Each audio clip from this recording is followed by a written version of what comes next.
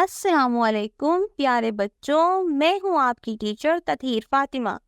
آج ہم پڑھیں گے جے ایم پبلیشرز کی اردو قاعدہ کا پہلا قدم۔ پیارے بچوں، آج ہم دال کا خاندان شروع کرنے والے ہیں۔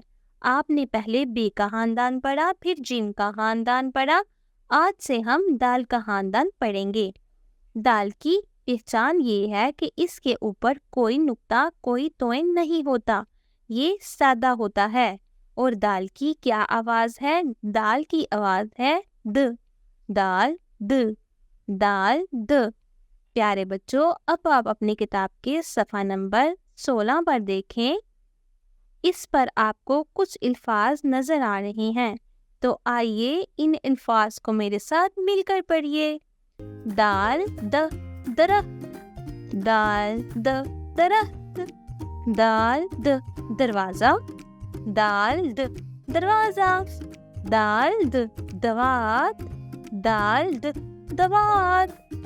پیارے بچوں، اب ہم سیکھیں گے کہ حروف تہجی کے حرف دال کو کیسے لکھتے ہیں۔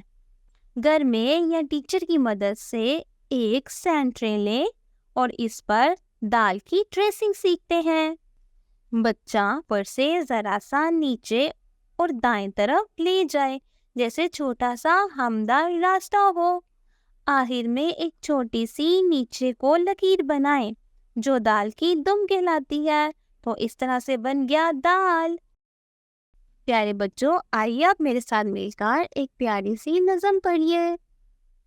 درخت نے سایہ پلایا، دروازہ کھولو مہمان آیا، دوات میں قلم ٹپکایا،